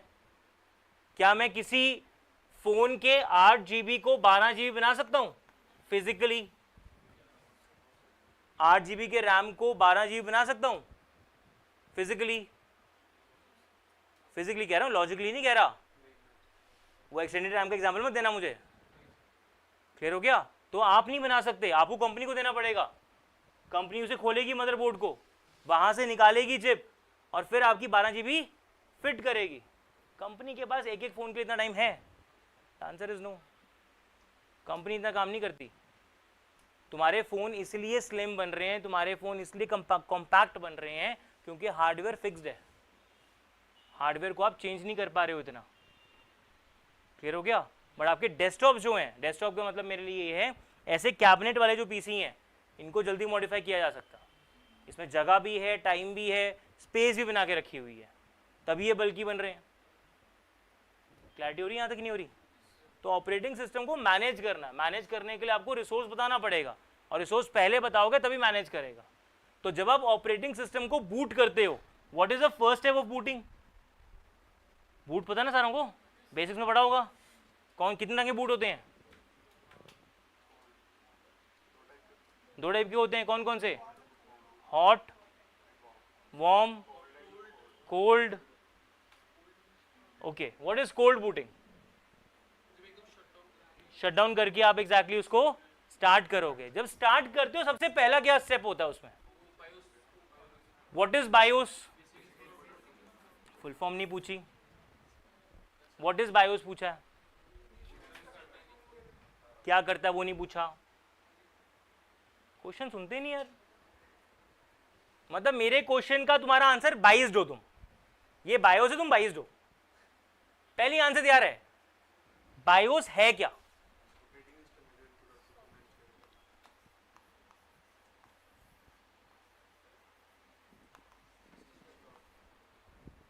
इस कैटेगरी में आता। कहां होता है ये होता है रोम पे, हार्ड डिस्क में नहीं होता। किसने डाला? किस कंपनी ने? जिसने मदरबोर्ड बनाया। जिसने मदरबोर्ड बनाया उसने रोम बनाई, जिसने रोम बनाई उसने बायोस डाला। और जब आपका बायोस जला है तो बायोस क्या करता है काम? अब बताओ क्या काम करता है बायोस? सिस्टम कॉन्फ़िगरेशन चेक करता है, सारे हार्डवेयर चेक करता है इंटैक्ट हैं या नहीं है। अगर सारे इंटैक्ट हैं, कोई फेलियर नहीं है, तो अगला प्रोसेस कंप्लीट दिखा देगा। अगर मान लो कीबोर्ड अटैच करना भूल गया मैं, तो क्या बोलेगा जी? कीबोर्ड फेलियर, कीबोर्ड यहाँ पे अटैच नहीं है। मान के चलो मेरे पास इसमें रैम ही नहीं है, अब बायोस क्या बताएगा? रैम ही नहीं है तो बायोस क्या बताएगा?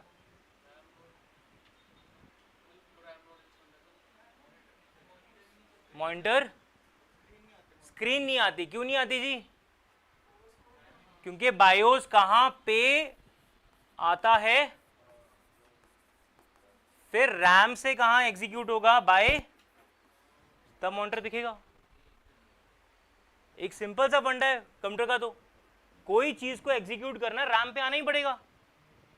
If BIOS is a operating system का पार्ट नहीं है, एक सिस्टम सॉफ्टवेयर है, एक एप्लीकेशन सॉफ्टवेयर है, कुछ भी है, उसको रैम पे आना पड़ेगा। अब यही नहीं है तो आएगा ही नहीं, चलेगा नहीं, मॉनिटर पे कुछ दिखेगा ही नहीं, सिस्टम ही ऑन नहीं होगा। ये नहीं कि मॉनिटर पे कुछ नहीं आएगा, सिस्टम ही ऑन नहीं होगा, करके देख लेना, क्योंकि रैम पे आना पड़ेगा उसको। And ROM is a primary और सेकेंडरी? परमानेंट और टेम्परेरी? परमानेंट। इसका मतलब प्राइमरी का मतलब परमानेंट नहीं होता है ना, ये प्राइमरी का मतलब टेम्परेरी नहीं होता। रैम इज प्राइमरी और सेकेंडरी? टेम्परेरी और परमानेंट? Volatile non volatile? और रोम? अब बात समझ आ रही कि नहीं आ रही? इसका मतलब कि अगर मैं सब कुछ चला रहा हूं तो ये वर्क कर रहा है मेरे लिए, और जब मैं बात करता हूं ऑपरेटिंग सिस्टम की, तो ऑपरेटिंग सिस्टम चलता ही बायोस के बाद है। क्लियर हो गया? किसका चलेगा? बायोस के बाद। प्रोसेस समझ आ रहा है यहां तक कि नहीं आ रहा? तो अगर मैं आपसे बात कर रहा हूं बायोस कर क्या रहा है, आपका पूरा हार्डवेयर इंटैक्ट चेक कर रहा है, और आपका जो बायोस है वो इंफॉर्मेशन किसको देता है? वो इंफॉर्मेशन देता है यही सारा ऑपरेटिंग सिस्टम को, कि मेरे पास ये हार्डवेयर है, मेरे पास ये एग्जैक्टली हार्ड डिस्क लगी हुई है, ये मेरे पास रैम है, उसकी इतनी स्पीड है, ये प्रोसेसर है इस कंपनी का, ये मॉडल नंबर है, ये उसकी स्पीड है। सब कुछ बताएगा, सब कुछ बताएगा। पर कौन बताएगा? बायोस बताएगा। किसको? ऑपरेटिंग सिस्टम को।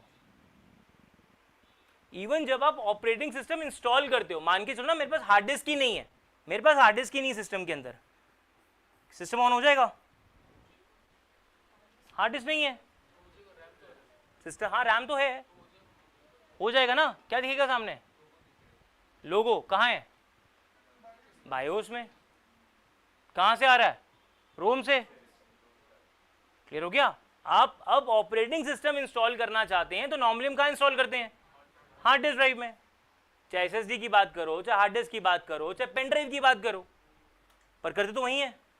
अब तुम्हारे पूरे इस हार्डवेयर को कैसे पता कि मेरा ओएस सी ड्राइव में है? क्योंकि जरूरी तो नहीं कि मैं सी ड्राइव में इंस्टॉल करूंगा। मैंने हार्ड डिस्क के 3 पार्टीशन बना लिए, सी डी ई, मैं ई में इंस्टॉल कर सकता हूं। कोई कंपल्सरी तो नहीं सी में इंस्टॉल होगा, ड्राइव का पार्टीशन मुझे देना है, मैंने ई दे दिया कि ई में इंस्टॉल करो। तो तुम्हारे इस हार्डवेयर को कैसे पता कि वो ई ड्राइव में इंस्टॉल हो रखा है? तो यहां कौन होता है? बायोस के साथ, रोम के अंदर भी, बायोस में नहीं रोम में आपका एक इंस्टॉल होगा बूट लोडर। कौन होगा इंस्टॉल? और boot loader is a part of N operating system. Boot loader को बताया जाता है कि भाई मेरा पाथ क्या है, मैं फिजिकली कौन से पाथ पे हूं जहां से एग्जीक्यूशन शुरू होगी। आई मेरी बात समझ की नहीं आई? बूट लोडर रोम के अंदर इंस्टॉल किया जाता, और ये इंस्टॉल तब होता है जब आप ऑपरेटिंग सिस्टम इंस्टॉल करते हैं। इसको पता है पाथ, इसको पाथ पता है एग्जैक्टली। और आप सारों ने बूट लोडर का नाम सुना हुआ है लिनक्स में। क्या नाम है बूट लोडर का?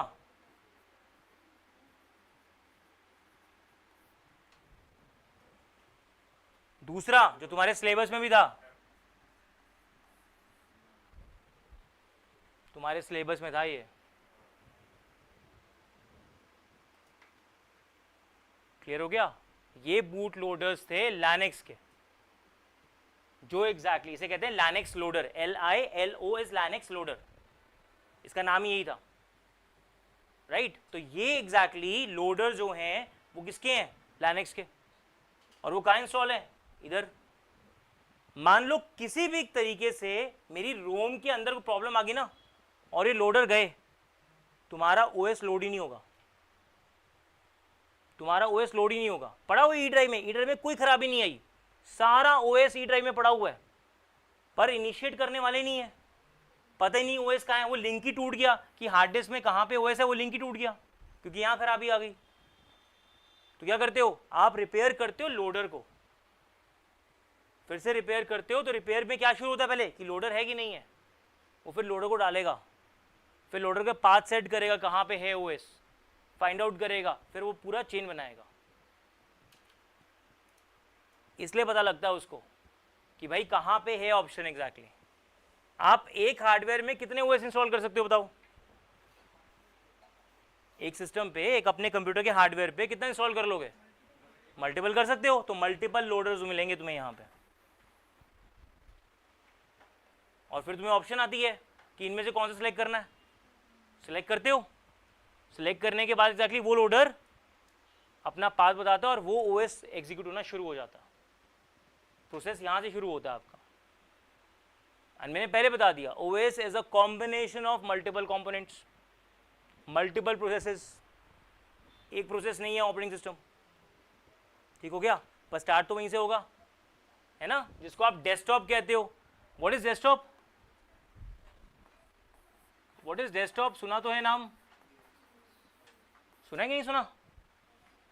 विंडोज का डेस्कटॉप क्या है भाई?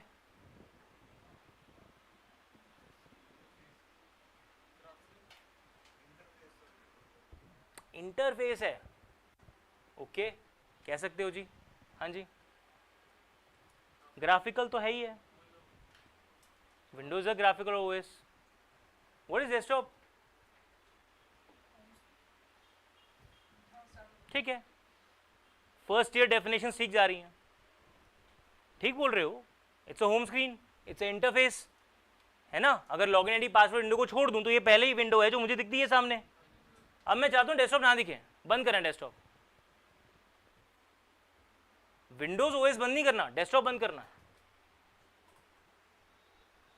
क्वेश्चन अजीब है। Desktop is a exe file and the exe file is explorer.exe। Task manager में जाओ, इस फाइल को बंद कर दो, कोई आइकन नहीं दिखेगा, कोई टास्क बार नहीं दिखेगा, तब भी माउस दिखेगा एक। काम करो, राइट क्लिक से वो ऑप्शंस भी नहीं आएंगी, बिकॉज वो भी किस पे आती थी? डेस्कटॉप पे आती थी राइट क्लिक करने से। ये भी एक विंडो है, इस विंडो का ना मिनिमाइज दिखा कभी, ना मैक्सिमाइज दिखा, ना क्लोज दिखा, कोई बटन था ही नहीं। टास्क मैनेजर में जाके इस फाइल को फोर्सफुली जब मैं क्लोज करूंगा तो फोर्सफुली क्लोज हो जाएगा। वापस लानी हो तो टास्क मैनेजर का शॉर्टकट क्या होता है? कंट्रोल और डिलीट। टास्क मैनेजर की ऑप्शन आएगी, वहां दिखेगा कि न्यू टास्क रन करना है, और नाम क्या लिख दो? explorer.exe। रन करोगे शो हो जाएगा। आप क्लोज भी कर सकते हो और आप दोबारा लेकर भी आ सकते हो। तभी बार बार कह रहा हूं कि operating system is a collection of multiple exe files right now. अगर मैं विंडोज की बात करूं और वो हर अपना टास्क एग्जीक्यूट करता, तब आपको वो चीज दिखती है, बट वो डिपेंड करता है कि आपको दिखा कैसे रखा। जब मैंने पहली बार विंडोज सीखा तो थोड़ा किसने बताया था कि डेस्कटॉप इज explorer.exe? तो क्या बताया बेटा, ये डेस्कटॉप है। जब विंडो बूट होता है पहली स्क्रीन ये दिखती है, इनको आइकन्स कहते हैं, इनको शॉर्टकट कहा जाता है, ये टास्क बार होता है। इसको आपको जब भी पीसी ऑन करना है राइट क्लिक करके रिफ्रेश करना। कौन करता है अभी भी पीसी ऑन करने के बाद 3-4 बार रिफ्रेश? क्या पर्पस है?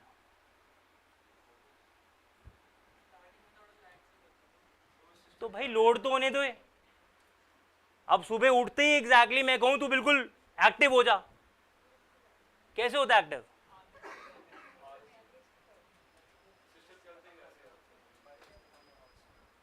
सिस्टम, तुम रिफ्रेश करते हो इस फाइल को, तुम रिफ्रेश करते हो इस फाइल को, कि अगर कोई ऐसा आइकन, देखो मैंने एक आइकन लिया इस डेस्कटॉप पे, एक आइकन लिया और उसको डिलीट प्रेस मैंने कर दिया, क्या होगा? आइकन यहां से डिलीट हो जाता है, पर मुझे तब भी ये आइकन दिख रहा है। और जब दोबारा क्लिक करके मैं डिलीट कहता हूं, कहता आइकन है ही नहीं, पर सामने दिख रहा है। तो ऐसे कैसे हो गया? क्योंकि इसका ग्राफिक लैग कर गया, ग्राफिक लैग कर गया कि वो आइकन दिखा रहा है। अब मैं रिफ्रेश करूंगा तो क्या करेगा ये आइकन? क्योंकि वो फाइल फिर से लोड होगी। और कौन सी फाइल लोड होगी? explorer.exe। तुम रिफ्रेश इसे कर रहे हो, पूरा सिस्टम रिफ्रेश नहीं कर रहे हो। समझ आया कि नहीं आया? पर को बता दो थोड़ा ना, क्या करता है सिस्टम रिफ्रेश? तो F5 दबा दो, वरना राइट क्लिक करके रिफ्रेश दबा दो, ये बताया जाता। तो तुम्हारे रिफ्रेश सिस्टम थोड़ा तेज हो जाएगा। अब तू ब्राउजर पे और रिफ्रेश कर तो क्या होगा? वो पेज सर्वर के पास जाएगा, फिर से लोड रिक्वेस्ट करेगा, फिर से लोड होगा, तो पूरा प्रोसेस फिर से शुरू हुआ। ये थोड़ा कि रिफ्रेश करने से तेरे आइकन तो ऐसे स्लोअर से फटाफट आ जाएंगे, नहीं आएंगे फटाफट। वो तभी तेरी नेट की स्पीड डिपेंड करता है, सब कुछ डिपेंड करता है। वहां रिफ्रेश करना तो सबसे बेवकूफ़ी है। कई बार ऐसा होता है कि तुम्हारा एक यहाँ पे जब तुम पेज रिफ्रेश करते हो, तो जब रिफ्रेश कर रहे हो तो एक क्रॉस का बटन होता है कि आप रिक्वेस्ट को क्लोज कर सकते हो, ऊपर एड्रेस बार के साइड में होता है। आप क्लोज कर दोगे तो ये अब लोड नहीं होगा। कई बार क्या होता है, ये लोड हुआ नहीं होता, पर ये क्रॉस बटन हट जाता है और यहां पे ऐसे रिफ्रेश का बटन आ जाता है। तो अब यहां केस मुझे रिफ्रेश करना पड़ेगा, मतलब पूरा पेज लोड नहीं हुआ और इसका रिक्वेस्ट का रिस्पॉन्स पूरा नहीं हुआ, तब मैं इसको रिफ्रेश करता हूं। समझ आ रहा है कि नहीं आ रहा? ये टास्क है तुम्हारी रिफ्रेश का। तो ऑपरेटिंग सिस्टम समझो, जो मैं बता रहा हूं तुम्हें फ्रॉम द फर्स्ट डे और फर्स्ट लेक्चर, ओएस को अभी भी बहुत लोग तुम में से इसको अंडरस्टैंड नहीं कर रहे हैं कि हर एक टास्क अलग है, हर एक चीज को मैनेज करने के लिए अलग अलग बंदा है। इट इज नॉट वन बंदा जो पूरे ओएस को मैनेज करेगा। ओएस खुद भी एक नहीं है। अगर मैं कह दूं इस इंस्टीट्यूट को कौन चला रहा है, क्या बोलेंगे? कौन चला रहा है? तो डायरेक्टर ही सारे काम कर लें। डायरेक्टर पढ़ाएगा, पढ़ेगा, कॉल करेगा, वो करेंगे? अलग अलग टास्क हैं सबके। आपका अपना टास्क है, आप भी उसी के अंदर आते हैं। मेरा अपना टास्क है, मैं अपना आता हूं। मैम बैठे रिसेप्शन पे, उनका अपना काम है एग्जैक्टली। जो कॉलिंग कर रहे हैं उनका अपना काम है। डिजिटल मार्केटिंग वाले अपना काम कर रहे हैं। डायरेक्टर अपना काम कर रहे हैं एग्जैक्टली। क्लियर हो गया? Everybody is having a different job. पर इन सारों को मैनेज करने के लिए कोई तो एक सुपरवाइजर होगा ऊपर जो मैनेज करने का। उनको आप डायरेक्टर्स कह सकते हो कि वो मैनेज करेंगे, पर सारे टास्क वो तो नहीं परफॉर्म कर सकते ना बेटा। That is the difference. Same काम ओएस है आपका। ओएस में कर्नल है जो सारे काम मैनेज करवाएगा और खुद भी एग्जैक्टली एग्जीक्यूट करवाएगा, पर एक तो मैनेजर होगा वहां पे जो सारों को मैनेज करेगा, सारों के टास्क मैनेजमेंट करेगा। क्लियर? और उसको टेक्निकली क्या कहते हैं? कर्नल। विंडोज में भी होता है, यूनिक्स में भी होता है, लैनिक्स में भी होता है। और मैकिन्टोश का नाम मैं आज तक क्यों नहीं ले रहा? Because Macintosh is a refined version of लैनिक्स।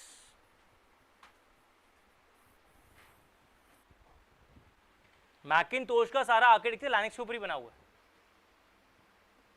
And Linux is open source operating system, कोई मॉडिफाई कर सकता है अपने अकॉर्डिंगली। तो मैकिन्टोश वालों ने किया है, एप्पल ने किया है। तो मैकिन्टोश रिफाइंड वर्जन किसका है? लैनिक्स का। क्लियर हो गया? इसलिए जो आप में से मैकिन्टोश इस्तेमाल करता है, और even Android is also the version for what? Linux. Chrome OS का आर्किटेक्चर अलग है, पर उसको काम किस पे किया है? इंस्पायर्ड बाय लैनिक्स ही है वो। क्लियर हो गया? इंस्पायर्ड बाय लैनिक्स ही है। अभी भी एग्जिस्ट करता है क्रोम ओएस। हाँ, अभी भी एग्जिस्ट करता है। ऐसा नहीं कि आया था और चले गया, अभी भी है, मार्केट में है एग्जैक्टली। अब तो फायरफॉक्स वालों ने निकाल दिया अपना operating system, Mozilla operating system निकाल चुके हैं वो, पर कुछ डिवाइस पे चलता है, बाकी डिवाइस पे उसमें ग्लोबली इतना लॉन्च नहीं किया अभी उसको। राइट? चलो, क्लैरिटी हुई यहाँ तक कि नहीं? ओएस यहाँ तक समझ आया? टाइप समझ आ गई यहाँ तक? ये अगला लिखो जी। अगला है that is the process management. अगला है process management in your operating system. अब हमने एक प्रोसेस का लाइफ साइकिल किया था उस दिन, याद है? पहले डेफिनेशन शुरू करते हैं। प्रोसेस होता क्या जी? A program in execution is known as, लिख लो जी, a program in execution is known as process. अब प्रोसेस मैनेजमेंट करने के लिए what is my first step? What is my first step?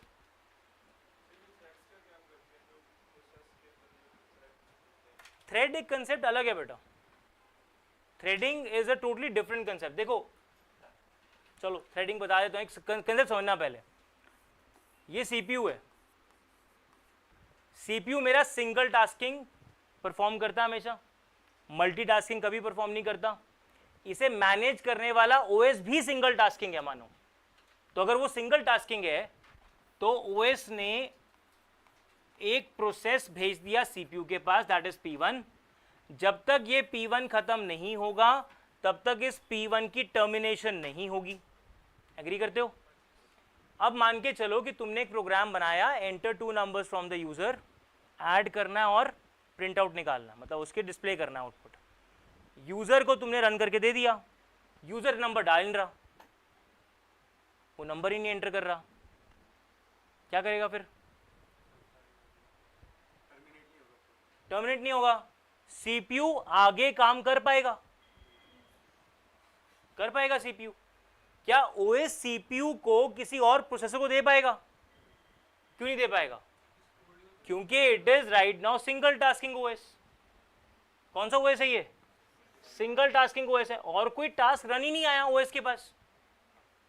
As a user तुम लालच बैठे हो, लालची हो तुम चाहते हो सर मैं 5 प्रोसेस को एग्जीक्यूट करना चाहता हूं, पर पहला टास्क खत्म होगा तो दूसरा चलेगा। अब ओएस तुम्हें एक प्रॉम्प्ट दे रहा है, तो तुमने यहां पे एक फर्स्ट वाली फाइल को एग्जीक्यूट कर दिया। जब ये एग्जीक्यूट कर गया तो ये यहां गया तो सीपीयू रन कर रहा है, यूजर नंबर एंटर ही नहीं कर रहा। तो तुमने जो बाकी सोचा था कि मैं रन करूंगा, कमांड्स रन कर पाओगे? ओएस तुमसे कमांड ले पा रहा है? नहीं ले पा रहा ना। ये काम होता था सिंगल टास्किंग में। ठीक हो गया? अब यही सिचुएशन चेंज करते हैं। अब तुम्हारे पास ऑपरेटिंग सिस्टम है विच इज मल्टीटास्किंग, और अब तुम यहां पे तुमने एक कमांड या एक एग्जैक्टली प्रोसेस एग्जीक्यूट कर दिया जिसका नाम फर्स्ट है, and now it is multitasking. Run हो गया फर्स्ट गया सीपीयू के पास, यूजर एंटर नहीं कर रहा मेरा नंबर, अभी भी वो एंटर नहीं कर रहा। क्या करें? क्या आप एज ए यूजर कोई और टास्क एग्जीक्यूट कर सकते हो? आप एज ए यूजर कोई और टास्क एग्जीक्यूट कर सकते हो? कर सकते हो ना। क्यों कर सकते हो? बिकॉज ओएस अलाउ करता है। ये फर्स्ट फाइल का आइकन, ये सेकंड फाइल का आइकन क्लिक कर सकते हो, हाँ या ना? तुमने क्लिक कर दिया, ओएस के पास गया, ओएस ने यहां पे रखा, देखा अभी वो काम नहीं कर रहा, कंटेक्स्ट स्विच किया किसकी तरफ? ये सेकंड प्रोसेस, ये P1 और ये P2। तो P2 क्या दे दिया, और ये वाला टास्क क्या हो गया तुम्हारे लिए? अब ये रेडी क्यू में चले गया। वैसे तो वेट में जाएगा, आईओ वेट है ये, तो आईओ वेट में चले गया। पर अब दूसरा रन हो सकता है ना, कंटेक्स्ट स्विच कर सकता हूं, हाँ या ना? अब यहां पे भी तुमने लिखा था कि 2 नंबर एंटर करो और काम करवाओ, कुछ नहीं हो पा रहा, यूजर फिर नहीं एंटर कर रहा। क्या करें? क्या कर सकते हो? बीइंग अ यूजर कह रहा हूं, तुम्हें सिर्फ 2 रन करने थे, कर दिए। दोनों में ही यूजर कुछ एंटर नहीं कर पाता, नहीं कर रहा बेसिकली। क्या करोगे? कुछ नहीं कर पा रहे, कुछ नहीं कर सकते। अब तुमने एक कोडिंग लिखी थी फर्स्ट के अंदर कि पहले 2 नंबर एंटर होंगे, फिर वो ऐड होंगे, फिर वो प्रिंट होंगे, और एक इसके बाद और कोडिंग लिखी हुई है, उसके बाद मेरी एक फाइल है, उस फाइल का मुझे प्रिंट निकालना है। क्या आपकी फाइल प्रिंट हो पाएगी? क्यों नहीं हो पाएगी? पहला टास्क अचीव ही नहीं हुआ, है ना? अब मेरा जो ये सारा ऑपरेटिंग सिस्टम है वो कहां तक पहुंचा था? मल्टीटास्किंग तक, कि मैं एक टास्क को रन कर सकता हूं, मैं 2 टास्क रन कर सकता हूं, मैं 3 टास्क रन कर सकता हूं, मतलब मैं मल्टीपल टास्क को रन कर सकता हूं। बट अगर एक ही टास्क में मल्टीपल फंक्शंस हैं, मैं उनको रन नहीं कर सकता। एक ही टास्क में मल्टीपल फंक्शन है तो मैं उसको रन नहीं कर सकता, क्योंकि एक सीक्वेंस है, मैं वो सीक्वेंस ब्रेक नहीं कर सकता। पर अगर मुझे वो सीक्वेंस ब्रेक करना हो, क्वेश्चन है सर अगर आप सीक्वेंस ब्रेक करोगे प्रोग्रामिंग खराब नहीं हो जाएगी? ये टास्क पहले कर दिया, वो टास्क आप बाद में कर रहे हो, तो क्या आपकी ये प्रोग्रामिंग खराब नहीं हो जाएगी? बिल्कुल हो जाएगी, अगर वो दोनों आपस में इंटर रिलेटेड हो तो। होगी कि नहीं होगी? पहले जो 2 नंबर ऐड हुए, ऐड होके जो आंसर आया उसका स्क्वायर निकालना है, तो ये सीक्वेंस है। आप स्क्वायर पहले निकाल सकते हो? नहीं निकाल सकते ना, बिकॉज वो ऐड होके निकलना था स्क्वायर। बट मैंने क्या कहा, 2 नंबर ऐड होंगे, प्रिंट होंगे, और मेरी कोई फाइल है जिसको मुझे प्रिंट करना है। कोई रिलेशन है दोनों का? नहीं है। इसका मतलब एक ही प्रोसेस के 2 हिस्से हो गए, मैं 2 हिस्से कर सकता हूं, एक जो मेरे लिए नंबर ऐड करेगा, एक जो मेरे लिए फाइल प्रिंट करेगा। अगर आप एक ही प्रोसेस के मल्टीपल हिस्से करना चाहते हो, उस कंसेप्ट को कहते हैं मल्टी थ्रेडिंग कंसेप्ट। वो होता है मल्टी थ्रेडिंग कंसेप्ट। इसलिए कहते हैं a thread is a part of a process. एक थ्रेड जो होता है वो पार्ट होता है एक प्रोसेस का। अब वो थ्रेड एक फंक्शन भी हो सकता है, it's a collection of 2 function भी हो सकता है, it's a collection of 3 function भी हो सकता है। वो तो प्रोग्रामिंग पे होता है कि तुमने थ्रेड बनाया कैसे, एक थ्रेड को रिस्पॉन्सिबिलिटी क्या दी है, आगे समझ या नहीं? तो क्या तुमने कोई मल्टी थ्रेडिंग एप्लीकेशन को रन किया अब तक? क्या तुमने कंप्यूटर के अंदर, अपने डेस्कटॉप की बात कर रहा हूं, फोन की बात भी नहीं कर रहा, क्या तुमने डेस्कटॉप पे कोई रन किया मल्टी थ्रेडिंग एप्लीकेशन?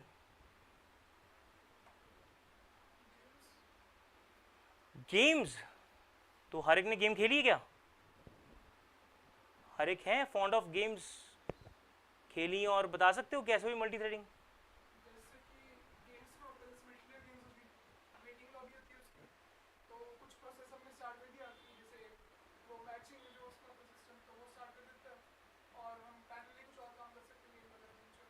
समझ आया? उसको आएगा जो गेम खेलता, राइट? कुछ कुछ खा गया वैसे कंसेप्ट ये, पर उसको समझ आएगा जो गेम खेलता। एक बेस्ट एग्जांपल क्या है जो तुम यूज करते हो यार, वर्ड प्रिंट लगाते हो फाइल का, जब प्रिंट हो रहा है तो एडिट नहीं कर सकते फाइल को, जब प्रिंट हो रहा है तो एडिट नहीं कर सकते फाइल को, that's example of multi threading. क्या बोला मैंने? एक ही प्रोसेस के जब अलग अलग टास्क को पैरेलली एग्जीक्यूट कर सकते हो, मतलब उसमें क्या यूज हुआ है? Multi threading. That is a multi threading.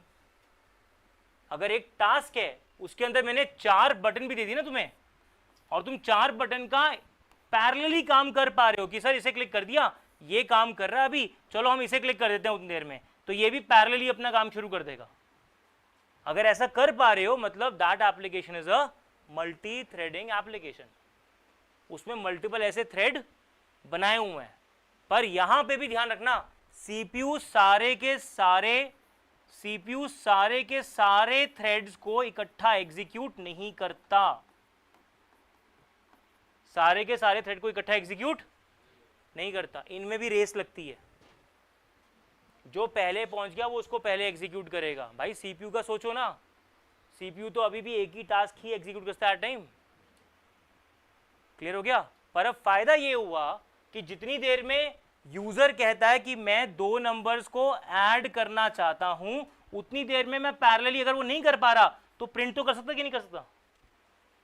तो मैंने एक टास्क को जब डिवाइड कर दिया मल्टीपल थ्रेड्स में, तो मैं और ज्यादा फास्ट एग्जीक्यूशन कर पाऊंगा, है ना? तुम क्या चाहते हो? सीपीयू कम काम करें, ज्यादा काम करें? ज्यादा काम करें। ये फ्री बैठे, ये चाहते हो ज्यादा काम करें? चाहते हो कि नहीं चाहते? और जितना ये ज्यादा काम करेगा उतना थ्रूपुट अच्छा होगा। मैंने थ्रूपुट वर्ड यूज किया, पता ना थ्रूपुट क्या होता है? थ्रूपुट, आउटपुट नहीं बोला, थ्रूपुट। सुना कि नहीं सुना? थ्रूपुट होता है कि आपके कितनी इंस्ट्रक्शन एग्जीक्यूट कर पाता है आपका कोई CPU, that is called throughput. तो मैं थ्रूपुट ज्यादा चाहता हूं कम चाहता हूं? ज्यादा चाहता हूं, और वो तभी कर सकता हूं जितना वो फ्री कम बैठेगा, और वो फ्री कम तब बैठेगा जब मैं ऐसे मल्टी थ्रेडिंग कंसेप्ट को इस्तेमाल कर दूं। सिंगल टास्किंग था, आप आइडल छोड़ रहे थे, मल्टीटास्किंग कर दिया कि एक टास्क बीच में फंस गया तो दूसरा चला दो। अब मेरे पास एक ही टास्क है, तो एक टास्क को भी अगर मैं तोड़ दूं और अगर वो पैरेलली टूट सकता है तो वो मेरे लिए काम करेगा, and that is a called multi threading concept. ठीक है? ये अर्ली 2000 में आया था, इसके जो प्रोसेसर आए थे ना वो 2000 में आए थे, अर्ली 2000 के अंदर। इससे पहले जो आपका ऑपरेटिंग सिस्टम था वो मल्टी थ्रेडेड हो गया था, पर आपका प्रोसेसर मल्टी थ्रेडिंग नहीं था। और जो तुम कहते हो ना कोर, वो आगे वर्जन है मल्टी थ्रेडिंग का, वहां से कंसेप्ट आया। क्लैरिटी हुई? यस और नो?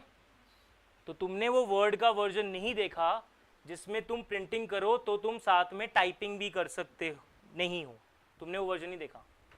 मैंने वो वर्जन देखा जब हम प्रिंटिंग लगाते थे तो हम वर्ड में कुछ भी काम नहीं कर सकते थे, और जब तक पूरी मेरी वर्ड की फाइल प्रिंट नहीं हो जाती थी हम कुछ नहीं कर सकते थे। ठीक है? लिटी को दिखाता था वहाँ पे, स्क्रीन आ गई ना बट इज लॉक्ड, मैं क्लिक ही नहीं कर पाऊंगा, कुछ एडिट तो कर ही नहीं सकता जिस डॉक्यूमेंट पे काम कर रहा हूँ, वो काम तो मैं कर ही नहीं सकता। पर समझ आया कंसेप्ट कि नहीं आया ये? राइट? और तुम्हारे CUET के अंदर थ्रेडिंग के क्वेश्चंस आए हुए, थ्रेड भी अपना एक टॉपिक है अलग से, राइट? तो डिटेल में तो अभी पढ़ेंगे, मास्टर स्लेव और भी चीज़ें एग्जिस्ट करती हैं इसमें, तब बात करेंगे इसकी, ठीक है? Thank you.